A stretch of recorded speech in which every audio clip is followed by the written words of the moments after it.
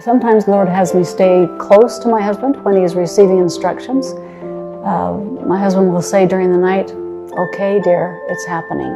I just remain quiet, and then soon he's sitting up at the side of the bed writing, now with a lighted pen that someone gave him. It's pretty cute. The number of nighttime messages to him since becoming president of the church have increased exponentially. It's incredible.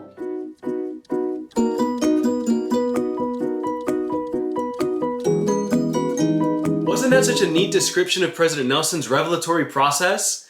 Today we're going to dive into a simple but helpful insight based on the classic principle found in Amos chapter 3 verse 7. And maybe more importantly, I want to show you examples of it in our day, right from the lips of prophets themselves. I guess I should first welcome you and thank you for being on Latter-day Divers, where we dive into the words of ancient and modern prophets. My name is Will Perez, and whether you are a returning diver or watching this for the first time, please consider liking the video, sharing it, and especially subscribing to the channel to stay tuned for more powerful, simple gospel dives coming your way. Are you ready? Let's dive. So Amos 3:7, surely the Lord God will do nothing, but he revealeth his secret unto his servants, the prophets. Pretty cool, right?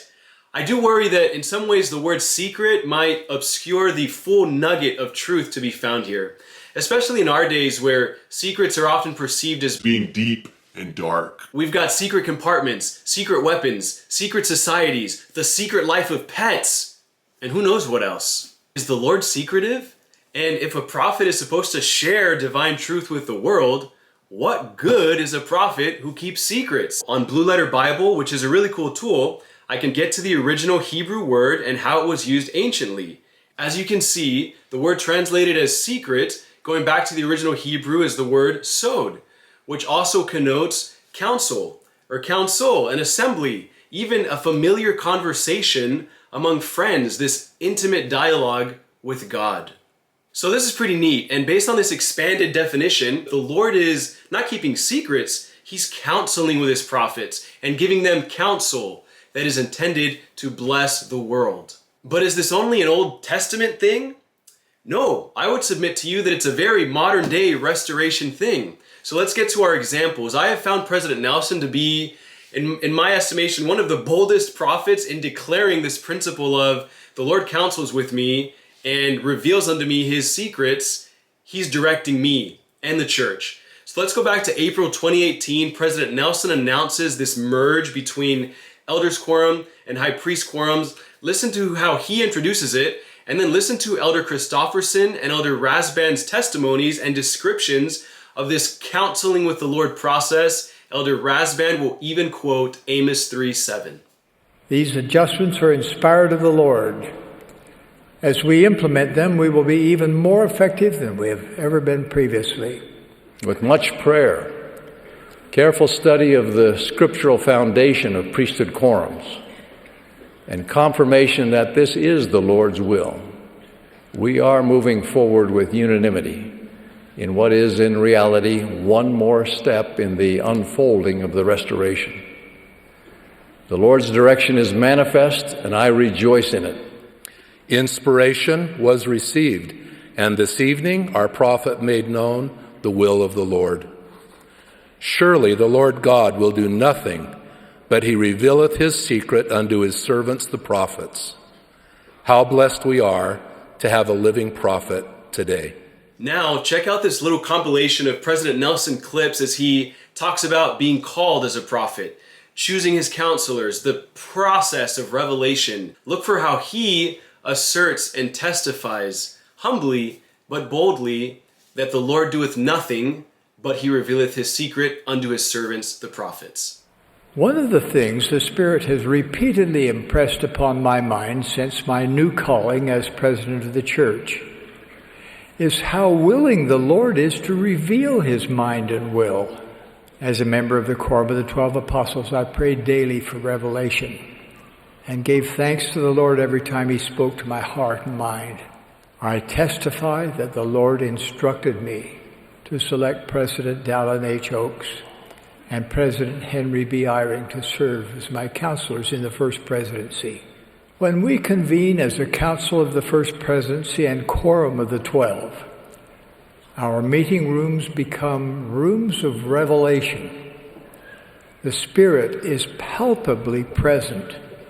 Some weeks ago, I released a statement regarding a course correction for the name of the church. I did this because the Lord impressed upon my mind the importance of the name He decreed for His church. The ongoing restoration needs ongoing revelation. Under the Lord's direction and in answer to our prayers, recent procedural adjustments have been made. Current adjustments in temple procedures and others that will follow are continuing evidence that the Lord is actively directing His church.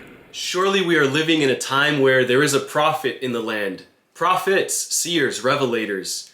And Amos 3:7 is a vivid truth for our day. One of the most powerful testimonies I found of this principle was from Elder I spaced that for a second, but Elder Quentin D. What's his middle name? Had a senior moment there, but it's Elder Quentin L. Cook. The L, I learned, stands for Lamar. Listen to Elder Cook testify of what we're talking about. When important changes to bless our homes were announced at the October 2018 General Conference, I testified that in the deliberations of the Council of the First Presidency and the Quorum of the 12 Apostles in the temple, after our beloved prophet petitioned the Lord for revelation, a powerful confirmation was received by all.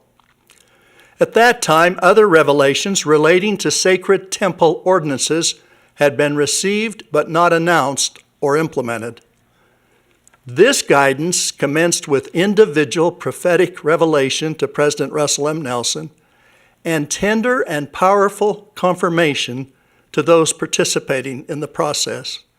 The final guidance in the temple to the First Presidency and Quorum of the 12 Apostles was profoundly spiritual and powerful.